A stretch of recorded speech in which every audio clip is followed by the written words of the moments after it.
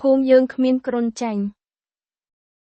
នៅក្នុងភូមិដ៏ស្រស់ស្អាតមួយមានកុមារ2នាក់ឈ្មោះសុកនិងសៅ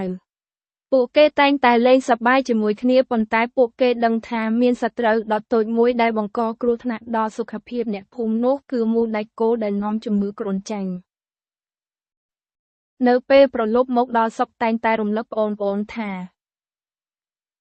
ដើម្បីការពារគ្រួសារយើងពីជំងឺគ្រុនចាញ់យើងទាំងអស់គ្នាត្រូវគេងក្នុងមុងជានិច្ចទោះបីជាគេងនៅពេលថ្ងៃឬពេលយប់ក៏ដោយមុងគឺជាខែលការពារដ៏រឹងមាំបំផុតសម្រាប់ពួកយើង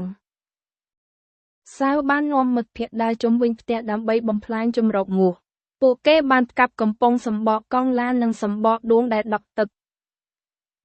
បើគ្មានទឹកដក់គ្មានដង្កូវទឹកនោះក៏គ្មានមូសដែរសៅនិយាយទាំងញញឹមសម្រាប់ពាងទឹកឬអាងទឹកដែលប្រើប្រាស់ប្រចាំថ្ងៃសុកនិងសៅបានជួយប៉ាម៉ាក់គ្របគម្របឲ្យបានជិតល្អដើម្បីកុំឲ្យមូសចូលទៅពងបានបើមិនមានគម្របទេពួកគេបានដាក់ថ្នាំអាបេតទៅក្នុងពាងឬអាងទឹកនោះដើម្បីសម្លាប់ដង្កូវទឹក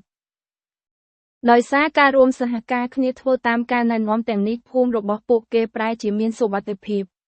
អ្នកភូមិទាំងអស់មានសុខភាពល្អគ្មានអ្នកឈឺដោយសារជំងឺគ្រុនចាញ់ទៀតឡើយ